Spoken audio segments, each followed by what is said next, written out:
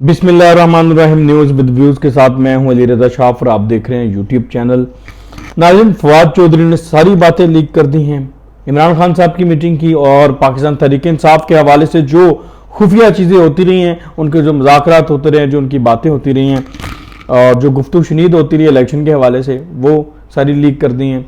और इमरान खान साहब के जो इजलास होते हैं बनी गाला में, उस हवाले से कुछ कोई टिप दे दी है राना सनाउल्लाह साहब को। पता होगा पिछले दिनों में हम बता फवाद चौधरी से इमरान खान साहब सख्त नाराज थे और फिर हामिद खान की जो है वो जब पाकिस्तान तहरीक इंसाफ में एंट्री हुई दोबारा और उनकी इमरान खान साहब से मुलाकात हुई, तो उसके बाद फवाद चौधरी का पत्ता तकरीबन कट गया है। वो पत्ता कटने के बाद अब फवाद चौधरी साहब इधर उधर जो है ना वो हाथ पाँव मार रहे हैं और उनके बारे में पहले भी कहा जा चुका है राना सनाउल्लाह की तरफ से कि वो हाथ पाँव मारते रहे। सारे मामला जो हैं वो फवाद चौधरी साहब अपनी जो है वह CV मुख्तलिफ जमातों को और इस्टेब्लिशमेंट को शायद पेश करने की कोशिश कर रहे हैं। उन्होंने राना सनाउल्लाह को भी आगे जो एक लॉन्ग मार्च है उस हवाले से इमरान खान साहब के जो अंदरूनी इजलास है उसकी टिप दी है। वो टिप क्या है वो भी आपसे बात करेंगे। और सबसे इम्पोर्टेंट बात यह है कि फवाद चौधरी साहब ने कुछ ऐसे बातें की हैं कि जिनसे ये तासुर मिलता है कि पाकिस्तान तहरीक-ए-इंसाफ अपना टारगेट अचीव करने के करीब थी। पाकिस्तान तहरीक-ए-इंसाफ के जो मुतालबात थे इलेक्शन करवाने के हवाले से वो मान लिए गए थे, लेकिन अचानक ऐसा हुआ क्या कि वो मुतालबात से पीछे हट गई गवर्नमेंट और स्टे करने का फैसला किया, ये भी बताना है आपको। उसके अलावा साबिक चेयरमैन नैब जो जवेद इकबाल साहब, उनके खिलाफ शिकंजा जो है वो कसने का फैसला हुआ है और उनके खिलाफ बहुत अहम पेशरफ्त हुई है, डेवलपमेंट हुई है। इस हवाले से वो आपसे शेयर करेंगे। उसके अलावा एक ब्रिगेडियर साहब हैं, उन्होंने इमरान खान साहब के हवाले से, उनके अज़ाइम के हवाले से कुछ इंकशाफात किए हैं, वो आपसे शेयर करेंगे। तो शुरू कर लेते हैं फवाद चौधरी साहब से। आपको याद होगा कि जब इमरान खान साहब ने तहरीक का आगाज़ किया, नो डाउट उन्होंने अवाम किसी हद तक इकट्ठी करने में कामयाब हो गए थे। किसी हद तक अवाम शुरू में थी कुछ ना कुछ, क्योंकि अमरीकी साजिश का जो बयानिया बेचा जाता है उसमें एक हमारे रिलीजियस सेंटिमेंट्स बड़े मिल जाते हैं। तो वो प्रेशर जो उन्होंने डाला और प्रेशराइज किया, सोशल मीडिया पे प्रेशराइज किया, अदारों को प्रेशराइज करने की कोशिश की, तो उस दौरान कहीं ना हालात इस नहज पर पहुंच गए थे, क्योंकि नून लीग भी खुश नहीं थी, ये जो इत्तेहादी हुकूमत है ये भी खुश नहीं थी इस हुकूमत को लेकर के, क्योंकि हालात बहुत ज़्यादा अजीब थे इस वक्त। तो वो ज़्यादा अजीब हो गए उस वक्त थे क्योंकि मुश्किल फैसले करने में जो है वो हुकूमत झिझक रही थी। तो इकॉनमी के हालात भी बड़े अजीब थे और IMF से भी कोई सुनवाई नहीं हो रही थी, इसलिए हुकूमत भी चाहती थी क्योंकि फेस सेविंग मिले और इलेक्शन में वो भी चले जाएं। लेकिन उस वक्त ये फैसला हुआ, इस हवाले से कुछ मुज़ाकरात हुए, कुछ बातें हुई। इन बातों को फवाद चौधरी साहब ने लीक किया है।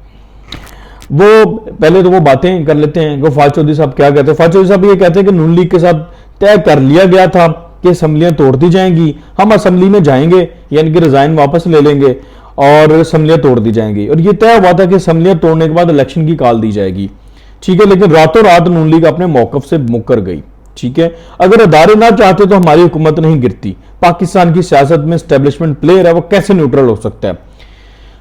फवाद चौधरी साहब के यहां तक जो बयान है ना, इससे यह पता चलता है कि एस्टेब्लिशमेंट ने किरदार अदा किया था, अदारे भी मान गए थे, हुकूमत भी मान गई थी जो इस वक्त इत्तेहादी हुकूमत है, कि ठीक है हम इलेक्शन कराते हैं, इलेक्शन की तरफ चले जाते हैं। और इनके मुज़ाकरात बैकडोर पे हो भी गए थे। उनको भी फेस सेविंग चाहिए थी इस वक्त, तो उस वक्त इत्तेहादी हुकूमत को, क्योंकि हालात बड़े अजीब थे।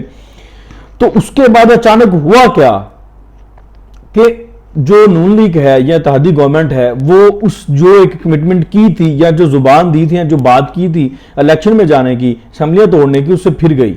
वो बड़ी इंपॉर्टेंट चीज़ है। वो हुआ यूं कि जब इमरान खान साहब ने धमकियां देनी शुरू की ना इदारों को और फिर हुकूमत को, और ये बात करके जाते थे एस्टेब्लिशमेंट से जो जो मुज़ाकरात कर रहे थे, तो जब इमरान खान के पास जाते तो इमरान खान मुकर जाता था। इमरान खान उस बात से फिर जाता था कि ये बात नहीं होगी।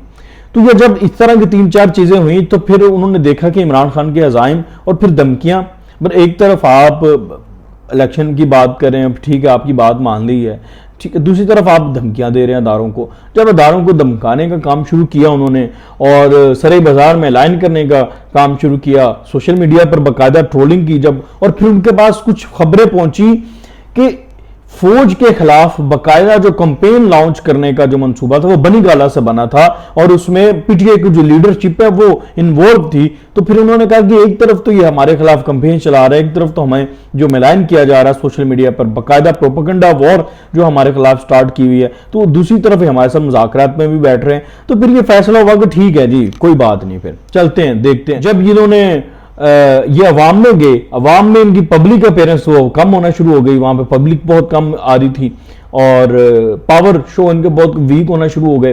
तो फिर उनको ये अंदाजा हो गया कि अवाम को भी पता चल गया कि ये जो है इनका जो साजिश का बयानिया है ये बहुत ही कमजोर बुनियादों पर है।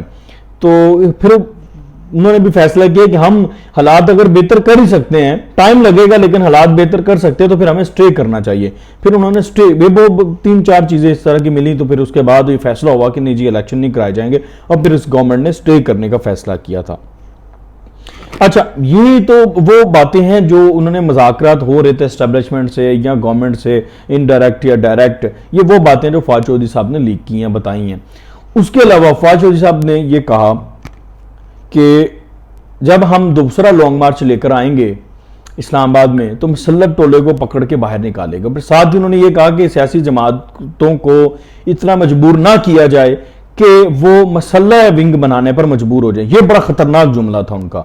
अब बेसिकली ये जुमला उन्होंने ऐसे नहीं बोला फवाद चौधरी साहब ने, ये जुमला कहीं बनी गाला में, कहीं पीटीआई का जो कोर इजलास उसमें कहीं ना कहीं ये चीज डिस्कस हुई होगी और वो जुमला उन्होंने उधर बोला। जब ये बेसिकली ये जुमला उन्होंने अनकॉन्शियसली नहीं बोला, कॉन्शियसली बोला है। उन्होंने टिप दी है राणा सनाउल्लाह साहब को, वजीर दाखिला को, कि अगला जो लॉन्ग मार्च होगा उसमें ये हालात हो सकते हैं, तो आप इस हवाले से तैयारी करके रखें। एक तो ये टिप थी राणा साहब के लिए, और दूसरा उन्होंने कहा जी ये सोचा जा रहा है पीटीआई में, ये इस वक्त सोच चल रही है। उन्होंने पूरी सोच की गमाजी की, बेसिकली उन्होंने वो चीज दानिस्ता बताई, क्योंकि उनके हालात आजकल आपको पता है ठीक नहीं चल रहे पाकिस्तान तरीके। साबिक चेयरमैन जो है नैब के जस्टिस रिटायर्ड जावेद इकबाल साहब, उनके खिलाफ घेरा तंग हो गया जी, शिकंजा कस लिया गया उनके खिलाफ।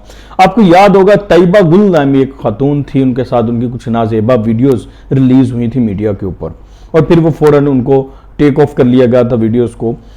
तो ये सारा मामला आपको पता है कि वो तैयबा गुल ने उनको ब्लैकमेल किया जा रहा था चेयरमैन नैब की तरफ से, उनके रंगीन मिजाज की वजह से। उनका रंगीन मिजाज जो है उनको मजबूर कर रहा था, शायद तैयबा गुल को ब्लैकमेल करते थे वो डेफिनेटली। फिर उन वीडियोस में आपने उनका रंगीन मिजाज देखा भी था।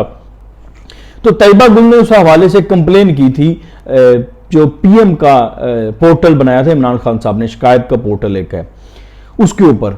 तो जब वो दूसरी तरफ वो चेयरमैन नैब इधर इमरान खान साहब की तरफ भी थोड़ा सा अब आंखें दिखा रहे थे इनको भी, तो मीनवाइल वो टाइमिंग बहुत अच्छी थी, इमरान खान साहब को वो मिल गई टेप्स, उनको पता चल गया। उन्होंने तैयबा गुल को बुलाया और बुला के उन टेप्स को इस्तेमाल किया, उस पर कॉम्प्रोमाइज किया, चेयरमैन नैब को कंप्रोमाइज करके अपने मतलब के केसेस उनसे बनवाए, और पूरी पॉलिटिकल जो एक अपोजिशन थी उनके खिलाफ पॉलिटिकली सारे केसेस को जो है वो इस्तेमाल किया गया, केसेस बनवाए गए, और अपने लोगों के खिलाफ केसेस को बंद करवाया गया, इंक्वायरीज को बंद करवाया गया।